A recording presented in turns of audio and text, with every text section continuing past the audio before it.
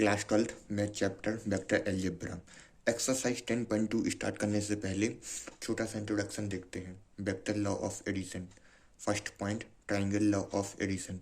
If two non zeros vector A and B, कोई भी non zeros vector हैं A vector and B vector by the two side of a triangle, जो कि triangle में लिए गए हैं in the same order. A to B A vector में इस डायरेक्शन में लिया गया है और B to C B vector इस डायरेक्शन जो कि सेम है, इसी डायरेक्शन में सेम ऑर्डर लिए गए हैं। Then the resultant is given by the third side of a triangle in opposite direction. जो भी ट्राइंगल की थर्ड साइड होगी वो अपोजिट डायरेक्शन में ली गई है। जैसे ए टू सी ये थर्ड साइड है जो कि अपोजिट डायरेक्शन में लिए गए हैं। Two side of a triangle A to B इस डायरेक्शन में A vector and B to C B vector इस डायरेक्शन, ये कि सेम ऑर्डर में ली गई है, सेम डायरेक्शन में, और जो थर्ड साइड है वो अपोजिट डायरेक्शन में ली गई है। यही ट्राइंगल लॉ ऑफ एडिशन कह रहा है।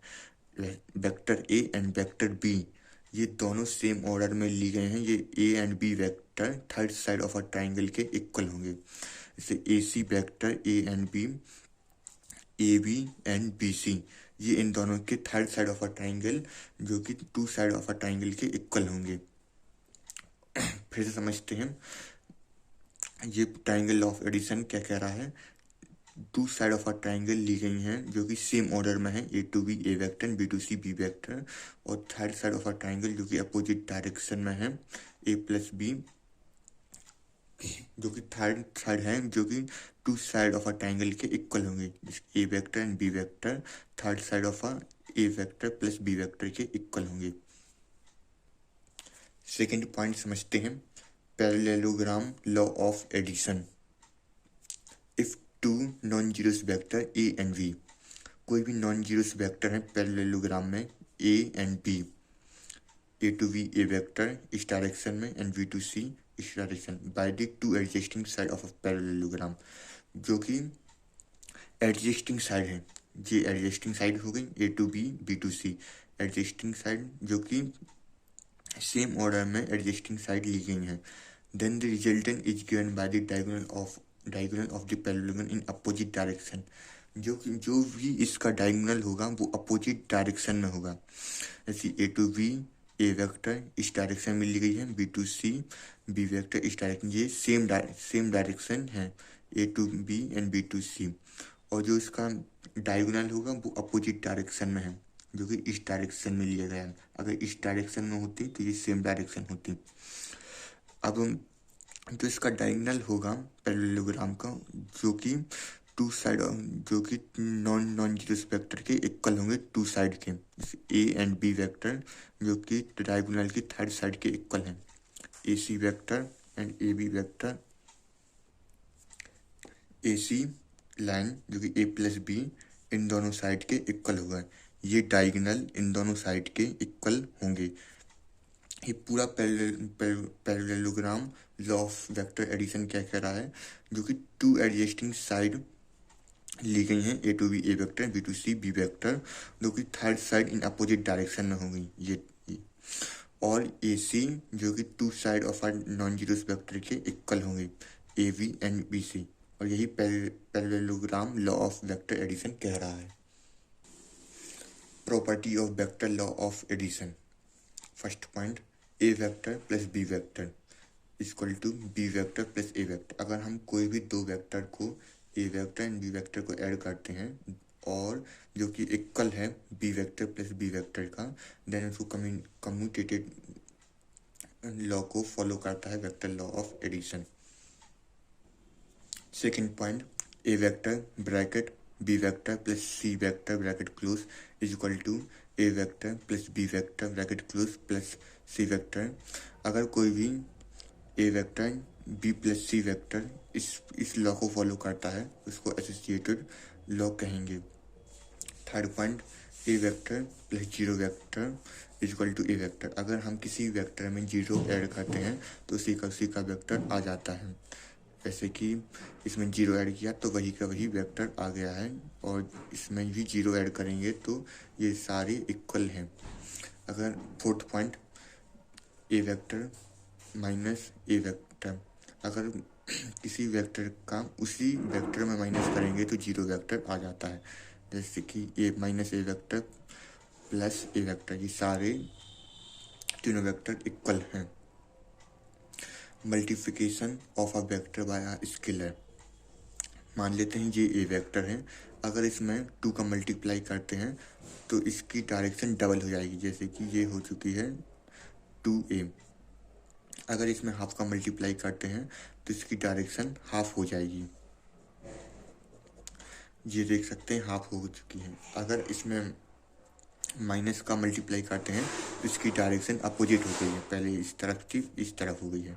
फिर से समझते हैं, अगर इसमें 2 का मल्टीप्लाई करते हैं या 4 का करते हैं, जितने मल्टीप्लाई करते हैं उतने टाइम्स ये वेक्टर बढ़ जाता है। अगर हाफ का मल्टीप्लाई करते हैं तो आधा हो जाएगा, जैसे ये हो चुका है। अगर माइनस करते हैं तो अपोजिट हो जाएगा। Components of a vector, by axis को जे वेक्टर कहेंगे और एक्स एक्सिस की ओपी ओ एक्स को जे वेक्टर आई वेक्टर कहेंगे और ओ जेड को के वेक्टर। जीरो को ऑरिजिन भी कहते हैं इसको। और हमें ओपी फाइंड करनी है। ओपी फाइंड करनी है तो इसका फॉर्मूला है, ये है X I plus Y Z plus Z K. OP find करने के लिए हमारा ये फॉर्मूला बन चुका है। अगर आपको ये डिटेल में समझना है तो आप मुझे कमेंट कर देना, मैं इसको डिटेल में अपलोड कर दूंगा। मैग्नीट्यूड, मैग्नीट्यूड फाइंड करने का formula X square plus Y square plus Z square under square root. Unit vector A vector equal to A vector upon magnitude A vector, ये यूनिट वेक्टर का formula हो गया। Vector joining two vector, अगर कोई भी दो vector हैं O Q and O P, उन दोनों का ज्वाइनिंग वेक्टर फाइंड करना है क्यू पी, ये ज्वाइनिंग वेक्टर है।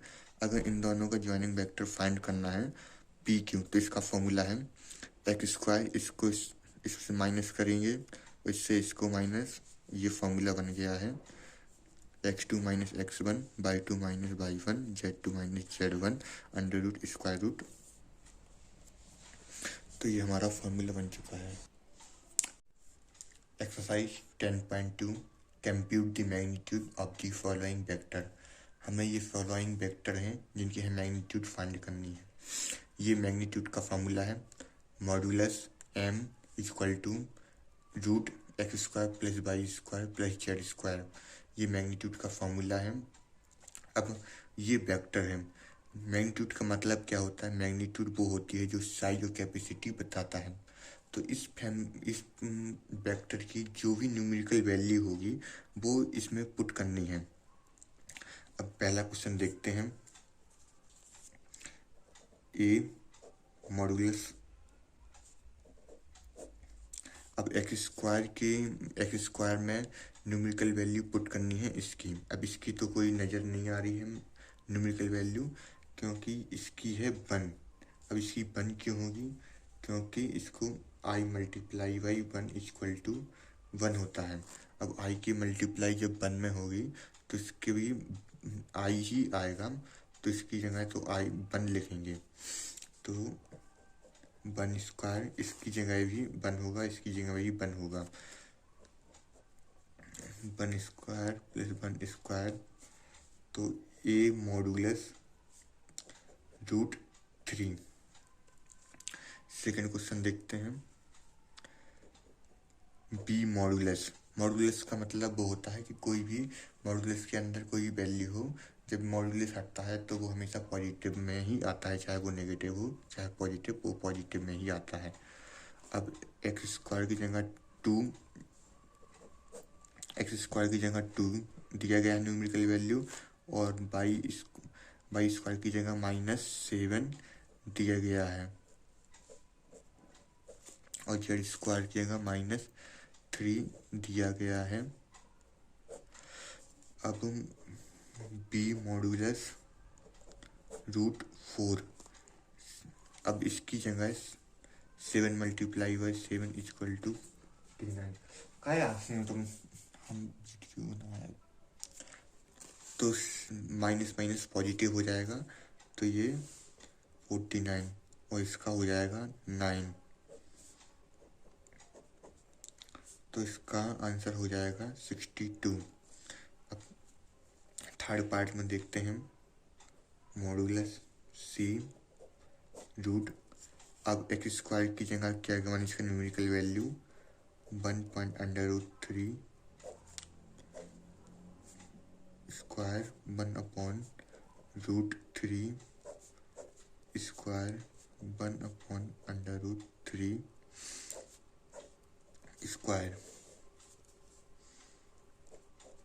Modulus C. तो इसका आंसर हो जाएगा 1/3 1/3 1/3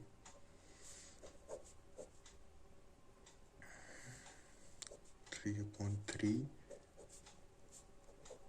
√1, और √1 का होता है 1। तो ये हो गया हमारा आंसर। अब इसका जब मल्टीप्लाई होगा अंडर √3 और √3 का, तो ये 3 आ जाएगा, तो इसमें भी 3 आ गया है। ये हमारा आंसर हो गया।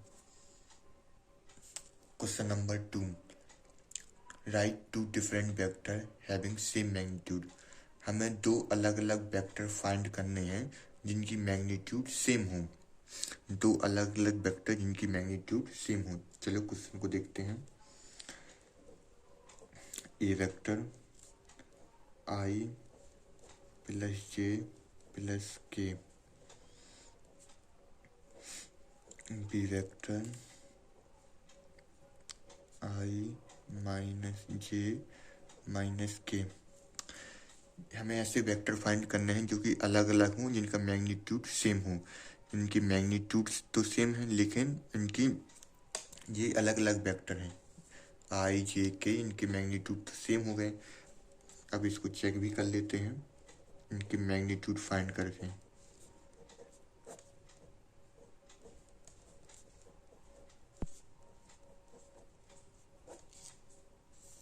ये इसका मैग्नीट्यूड हो गया। बी मॉडुलस इसका 1 और इसका भी 1 -1 रूट।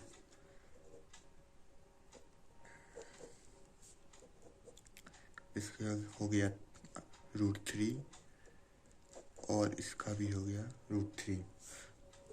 तो इनके मैग्नीट्यूड भी सेम आ गए, लेकिन ये सेम वेक्टर नहीं है क्योंकि इनकी डायरेक्शन अलग अलग है, तो ये डिफरेंट वेक्टर कहेंगे। Question number 3, right 2 different vector having same direction. हमें ऐसे वेक्टर फाइंड करने हैं जिनकी जो ऐसे अलग अलग वेक्टर फाइंड करने हैं जिनकी सेम डायरेक्शन हो, और वेक्टर की डायरेक्शन हम उसकी अगर पॉजिटिव नेगेटिव से फाइंड करते हैं। चलिए देखते हैं। A vector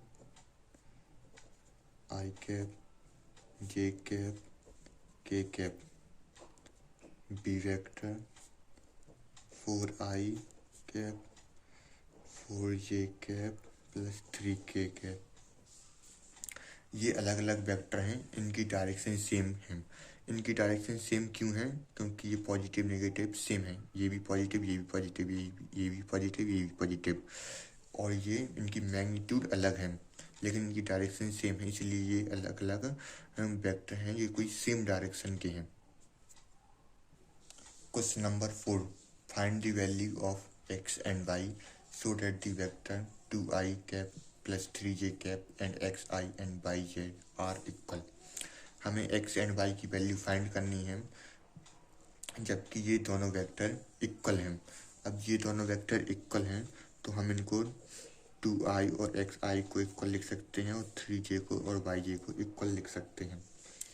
2i equal to xi, अब i से i कैंसिल और x की वैल्यू हो गई 2, और 3j equal to yj, j से j कैंसिल और y इक्वल टू 3। तो ये हमारा आंसर हो गया, x equal to 2 and y equal to 3। 2i plus 3z equal थे xi प्लस yj, तो हमने 2i को xi के इक्वल कर दिया और x से i को i काट दिया, और 3j इक्वल टू बाई जे लिख दिया और जो कि जे से जे काट दिया, तो ये हमारी आंसर आ चुके हैं। अगर मेरी इस वीडियो पर एक भी कमेंट आते हैं कि आप आगे के क्वेश्चन कराइए तो मैं 100% कराऊंगा। ओके, आई होप आपको ये मेरी ये वीडियो समझ में आई होगी। Thank you so much.